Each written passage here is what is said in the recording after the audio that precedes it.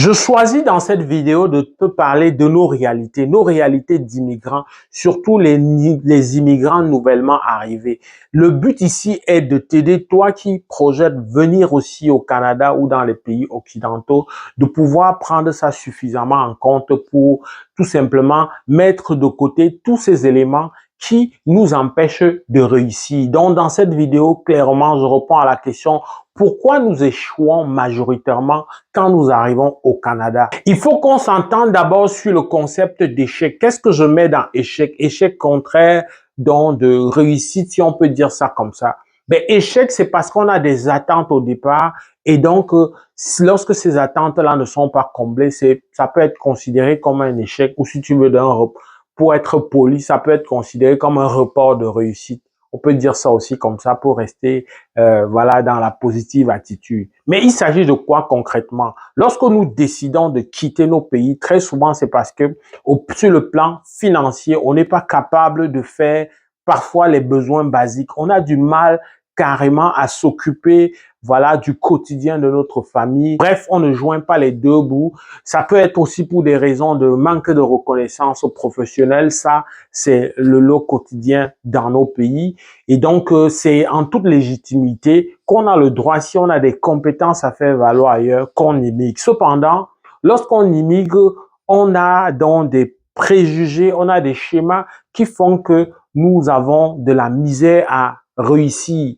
Ce n'est pas une vue de l'esprit. Nous qui immigrons majoritairement, nous sommes majoritairement considérés comme personnes défavorisées économiquement. Ça, c'est des faits, c'est têtu, il n'y a rien à faire. Peu importe la littérature que tu vas lire, si tu t'adresses à des personnes un peu crédibles qui ont écouté, qui ont lu à la bonne source sur des gens qui ont travaillé voilà, de manière scientifique et méthodique, on va voir que nous, majoritairement, nous arrivons ici et nous sommes défavorisés économiquement. Alors, trêve d'introduction, allons droit au but. Pourquoi on est défavorisé économiquement? Si on dit qu'on vient, c'est parce qu'on veut on imagine une famille épanouie. C'est quoi une famille épanouie? Une famille épanouie, c'est une famille dont les enfants, on leur a donné toutes leurs chances. Et quand on parle de toutes leurs chances, un enfant ne demande qu'à être formé et bien formé. Un enfant ne demande qu'à être éduqué et bien éduqué. Ça, c'est d'un. Ben, sur l'autre plan, ben, on a envie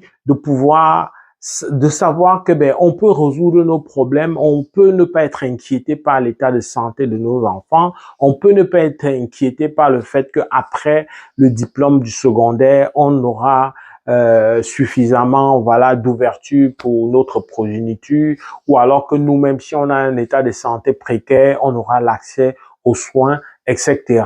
Et surtout que au niveau professionnel, on aura la juste récompense de nos efforts. Alors, ça ne se passe pas tout à fait comme ça. Alors, pourquoi? Le premier élément, c'est que dès qu'on arrive, ben, on y vient avec l'idée que c'est facile partout. Est-ce que, et ça, il faut que tu le notes quelque part, est-ce que tu sais qu'on a beau crier qu'il y a un problème de main-d'œuvre au Canada, est-ce que tu sais qu'il y a quand même des gens qui vont à des entrevues d'emploi dans des secteurs dont on a besoin, mais qui ne réussissent pas leur entrevue, qui sont refusés?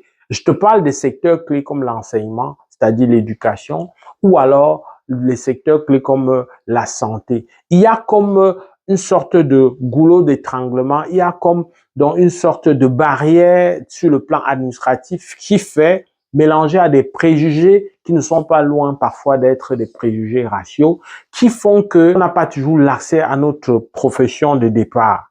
Donc, il y a donc l'idée que ce n'est pas toujours facile. Ça fait la première frustration. On va comme dans tous les sens. Je me souviens, il n'y a pas très longtemps, une personne, une jeune dame nouvellement résidente permanente, qui après un mois n'a rien reçu. Toutes ses demandes d'emploi se sont avérées des échecs infructueux et qui m'a contacté était donc dans un état de fébrilité, qui se demandait qu'est-ce qu'il en était.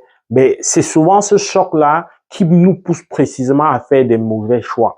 C'est souvent ce choc-là qui nous fait voilà commencer à soit changer complètement de carrière, soit alors nous voir au rabais, soit même alors, et ça c'est le réflexe par excellence de nous autres Africains, soit chercher à retourner aux études. Comme quoi, en allant aux études, ça nous garantit un emploi supérieur, ça nous garantit un salaire plus grand. Ça ne se passe justement pas comme ça. Donc, il y a le préjugé d'aller à l'école parce qu'on est face à des barrières, mais surtout, et ça, je vais insister dessus, parce qu'on est impréparé.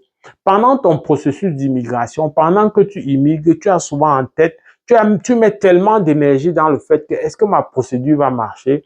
Est-ce que ça va, je vais m'en sortir? Ou alors plutôt, tu restes tranquille, tu dis non, je ne vais pas réfléchir dessus. Tant que ça n'a pas marché, je ne réfléchis pas, je ne parle pas de ça, je ne vois rien.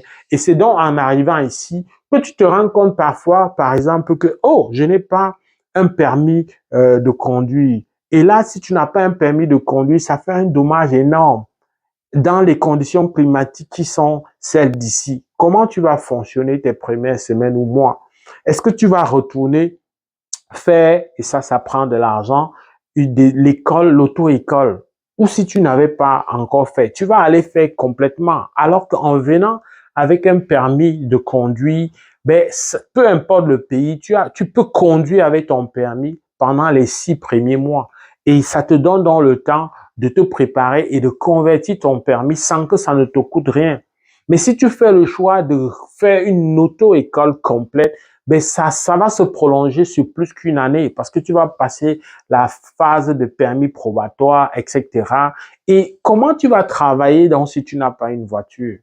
Je laisse donc le côté même de comment tu vas gérer la famille. Je prends le côté donc professionnel parce que qu'on soit célibataire ou marié, qu'on ait des enfants ou pas, tout le monde, lorsqu'on vient ici dans le cadre de l'immigration économique, on a besoin d'un emploi pour s'assumer. Parce qu'il faut justement, et je crois que tu l'as compris, il n'y a pas d'avantage que le gouvernement te donne. Il faut oublier ça. L'idée que quand on vient, on va te donner plein d'argent, etc. Oui, il y a souvent des avantages lorsqu'on vient d'arriver, ce qu'on appelle le retour d'impôt lié au fait que tu as gagné un revenu finalement assez faible dans ton pays d'origine ou tes premières années ici. Oui, à ce moment, on a des retours d'impôt. Mais est-ce que sur l'échelle d'une vie, sur l'échelle d'une année, est-ce que c'est suffisamment représentatif pour que tous tes défis, tu les mets entre parenthèses? Donc, il faut regarder ces éléments-là. Le but de cette vidéo vise donc à te dire qu'il y a un aspect au niveau de la préparation. Nous échouons beaucoup parce qu'on n'est pas préparé. Nous échouons beaucoup parce qu'on est impatient. Le fait qu'on ne soit pas préparé nous rend impatients, nous rend vulnérables. Et le fait d'aller s'appuyer sur les anciens ne nous facilite pas la tâche.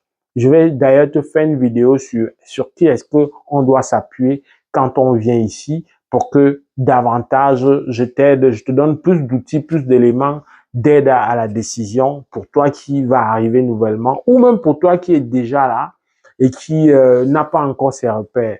Donc, très clairement, le manque d'impréparation, ça conduit à ça.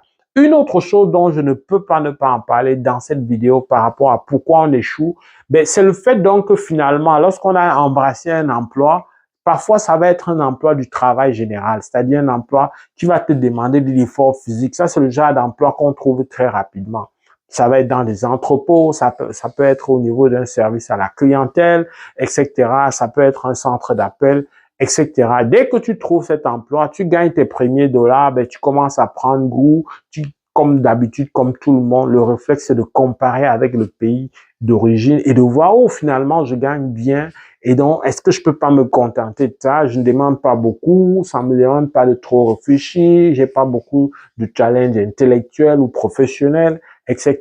Dès qu'on s'enfonce dans ça, ben, ça, c'est bonjour à des problèmes qui vont arriver. C'est quoi ces problèmes? Ben, chemin faisant, tu prends l'appétit. C'est une société moderne. Une société moderne suppose que tu vas offrir des choses à tes enfants. Toi-même, tu vas t'offrir des choses. Ça, c'est le minimum. Tu dois payer un loyer. Lorsque tu payes un loyer, il n'y a pas le prix du loyer pour celui qui gagne petit et le prix du loyer pour celui qui gagne beaucoup. Donc, tu dois payer le loyer, tu dois faire face à ces réalités, à ces défis-là. Du coup, tu commences à voir qu'au niveau de la trésorerie, ce n'est pas si rentable que ça. C'est le piège. Là, tu commences à prendre un deuxième boulot. Non seulement tu vas donc échouer parce que sur le plan donc, de la santé physique, tu seras absent. sur le plan de l'éducation des enfants. Et quand on dit éducation, c'est pas ouvrir le cahier du jeune, de l'enfant pour faire ses devoirs avec lui. Non. Lorsqu'il y a le vide, ben, le vide doit être comblé. Un enfant qui n'a pas la présence de ses parents à la maison, ben, c'est un enfant qui a des tentations, qui peut être tenté de paresser, qui peut être tenté d'adopter des attitudes parfois inconscientes qui sont le reflet des mauvaises journées passées, des compagnies qui peuvent être occasionnellement des mauvaises compagnies. À ce moment, ta présence physique, ça sert de vigilance. Il n'est pas temps de se remettre, de se poser les vraies questions. Les vraies questions, c'est quoi? Qu'est-ce que je fais de mauvais et dont je suis capable de m'en priver ou à tout le moins de reporter à plus tard pour me concentrer sur l'essentiel? Si on ne se pose pas ces questions-là, et mieux encore, si on ne se prépare pas, se préparer, c'est lire, se préparer, c'est croiser l'information, écouter des plateformes à peu près crédibles. J'espère que tu as aimé. Si c'est le cas, like. Avec beaucoup de plaisir, je vais te retrouver dans le cadre d'une prochaine vidéo. Porte-toi bien. Boulot!